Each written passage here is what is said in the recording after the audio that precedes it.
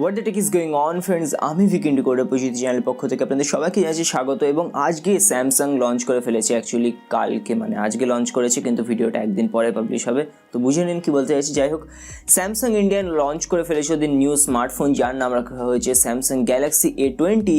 এবং এই ফোনটাকে তো যে হাইপের সাথে লঞ্চ করেছে স্যামসাং, সেটা দেখতে খুবই আকর্ষণীয়, কিন্তু ফোনটা অনেক গল্প আছে এবং অনেক কিছু জানার আছে। তো সব কিছু আমরা আলোচনা করবো, কিন্তু তার আগে বলবো, যদি আপনাদের আমাদের কাজ ভালো লেগে থাকে তো অবশ্যই ভিডিওটাকে গিয়ে আগে লাইক করুন, নিচে লাইকের বোতাম আছে গিয়ে টিপুন।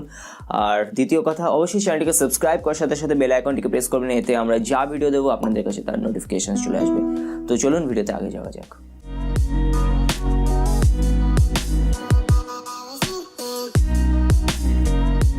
তো বন্ধুরা, আজকে স্যামসাং লঞ্চ করে ফেলেছে ওদের নতুন স্মার্টফোন গ্যালাক্সি A20, এবং এর যে দাম রাখা হয়েছে ভারতবর্ষে বা ইন্ডিয়ায় সেটা হলো ₹12,490, মানে 12,490 টাকা। বাংলাদেশের প্রাইস কত হবে সেটা আমার সঠিক জানা নেই, সেটা আমাকে পরে দেখতে হবে। যাই হোক, ফোনটার যে প্রথম বিশেষত হলো, ফোনটা আপনি পাচ্ছেন 6.4 ইঞ্চের সুপার অ্যামোলেড ডিসপ্লে, যেটা এই প্রাইস রেঞ্জে পাওয়া সত্যি অসাধারণ ব্যাপার।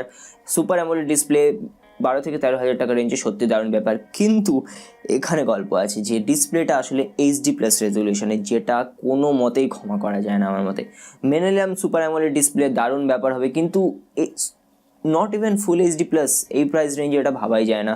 তো এখানে কিন্তু বড়সড় খুঁত আছে, আপনি ইউটিউবে 1080p ভিডিও দেখতে পারবেন না, এবং আপনার যদি তেমন ডিসপ্লে নিয়ে আপনি অতটা বেশি কেয়ার না করেন তাহলে ঠিক আছে, ডিসপ্লেটা আপনার কিন্তু কোনো প্রবলেম হবে না। কিন্তু একজন সাধারণ ইউজার যে কিনা সুপার মানে ফুল HD+ ডিসপ্লেতে দেখে অভ্যস্ত, তার কিন্তু ডেফিনেটলি চোখে সেটা বাঁধবে।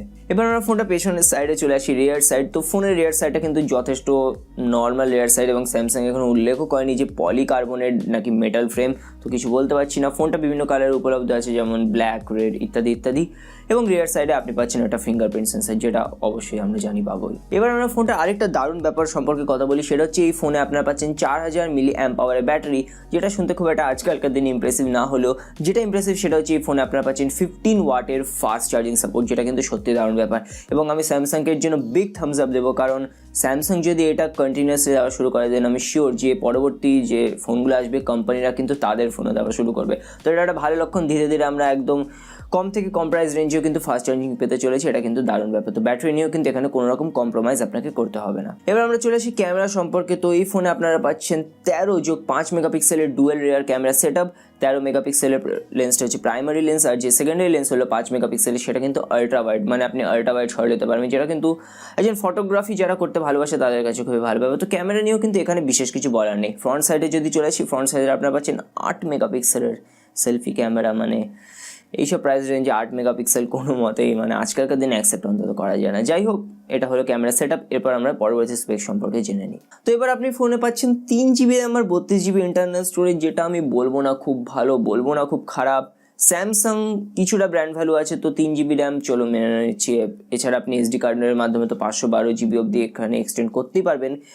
কিন্তু ফোনটার যেটা সবচেয়ে ডিসঅ্যাপয়েন্টিং ব্যাপার সেটা হচ্ছে ফোনটার প্রসেসর। তো এই ফোনে আপনারা পাচ্ছেন Exynos's 7884 প্রসেসর, যেটা 2017 সালে একটা প্রসেসর, এবং এই প্রসেসরটা ইউজ করা ছিল স্যামসাং গ্যালাক্সি J7, এবং 2017 সালের প্রসেসর 2019-এ এসে কোনো মতেই কিন্তু মেনে নেওয়া যায় না। এবং এটা কোনো মতেই অন্যান্য যে এই প্রাইস রেঞ্জে যেসব প্রসেসর আছে, স্ন্যাপড্রাগন 660 বা 675, ইভেন 636, এগুলোর কিন্তু ধারে কাছে প্রসেসরটা যাবে না। তাহলে প্রসেসরটা কিন্তু এখানে যথেষ্ট দুর্বল, সুতরাং পাবজি খেলতে গেলে কিন্তু বেশ আপনাকে কম্প্রোমাইজ করতে হবে।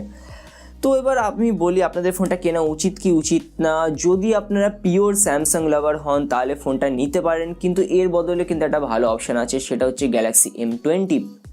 কারণ গ্যালাক্সি M20 যেটার দাম হচ্ছে 10,990 টাকা থেকে শুরু, ওটাতেও কিন্তু আপনারা পাচ্ছেন 3GB RAM, 32GB internal storage, spec সব কিছু সমান। ইভেন ওখানে আপনারা পাচ্ছেন Exynos's 7890, আমার সঠিক প্রসেসরটার নাম মনে পড়ছে না, ওখানে আপনি লেটেস্ট প্রসেসর পাচ্ছেন। এবং ওখানে কিন্তু একমাত্র একটা জিনিসই কমা, সেটা হচ্ছে সুপার অ্যামোলেড ডিসপ্লে আপনি পাচ্ছেন না, বাদ বাকি ওখানে কিন্তু আপনি ফুল HD+ রেজলিউশনের ডিসপ্লে পাচ্ছেন।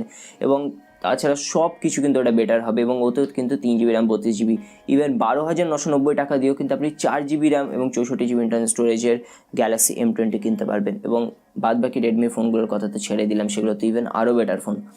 তো গ্যালাক্সি A20 আমাকে কিন্তু খুব একটা ইমপ্রেস করেনি। তো আপনাদের কেমন লাগলো অবশ্যই কমেন্ট করে জানাতে ভুলবেন না। যদি ভিডিওটি ভালো লেগে থাকে অবশ্যই ভিডিওকে লাইক করুন, যদি চ্যানেল নতুন এসে থাকেন তো চ্যানেলটিকে সাবস্ক্রাইব করে সাথে সাথে বেল আইকনটিকে প্রেস করবেন। তো আপনার দিন ভালো কাটুক এই আশা নিয়ে আজকের মতো বিদায় জানাচ্ছি। সবাই ভালো থাকবেন এবং ঠান্ডা জল খেতাম কারণ গরম পড়ে গেছে।